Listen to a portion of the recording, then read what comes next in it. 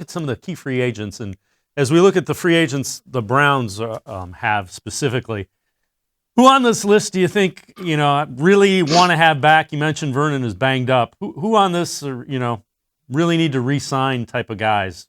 Just in your opinion, re-sign guys that I would definitely re-sign in this group. Rashard Higgins, I think he's proven enough from a positional value perspective, what he does at wide receiver and the connection he's built with Baker Mayfield. I would bring back Rashard at all costs. Another guy at all costs that I would bring back, there's probably four there. B.J. Goodson I would bring back for sure. I thought he was a great Mike linebacker at a cheap price at a position that they're never going to pay a ton of money to people.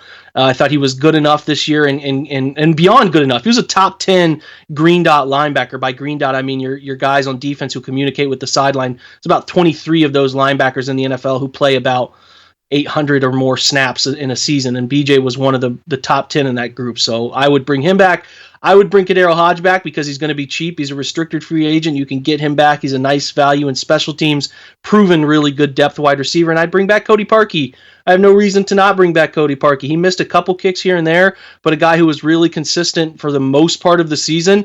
And you never want to have questions at kicker and kicking competitions. And I think Cody handled himself really well this year, especially given not getting many opportunities to kick in the Cleveland Stadium ahead of the season. Obviously, signed in late and all of those things. So really optimistic about how he can do going forward. And then guys like Kendall Lamb, Terrence Mitchell are guys that depth players that I would be interested in the right cheap price bringing back. I do not expect them to bring back Larry Ogunjobi. I think that Larry's had a nice 4-year run here, but has never quite reached the level that they hoped for him to reach. I would love to see Larry back, but I just don't envision a role there for him. And then obviously I spoke earlier about Olivier Vernon and the challenges for Olivier with his injury and finding a place to call home at all next year. So, and Carl Joseph too. If Carl was willing to come back cheap, I'd entertain it because I thought he had some really nice flashes this year. Overall, as far as a guy who will come down and really hit you as a safety. Not a great coverage guy, but a guy who will come down and hit you as a safety. So we'll see what they think about him. The other thing is the salary cap may be lowered. The NFL and the Players Association have to come to an agreement. The pandemic will have an effect. It's a matter of do they ladder it in, do they do it all at once? The Browns are still in pretty decent shape either way. Yeah, they are. They'll be about $20 million under, close to it. They have some guys who they can restructure deals with, convert some money that's owed to them throughout the season, convert it into to bonus money, roll it into the early portion of the year to create some more cap flexibility. And there are some guys who are potential cap casualties in there as well. Maybe Chris Hubbard, who will potentially have a way to save the Browns a little bit of money. There are some names people don't want to necessarily talk about that are interesting in terms of what they're getting paid and what they're able to produce. We will save that conversation for another time. But there are players who are paid a little bit more than maybe what they are equaling to in production.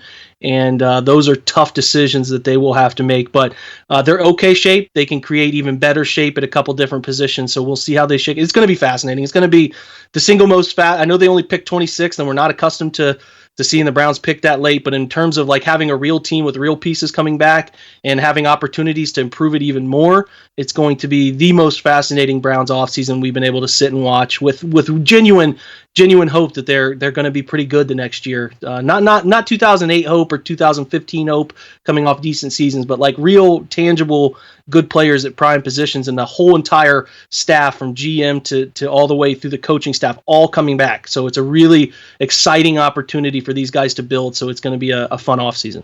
Last thing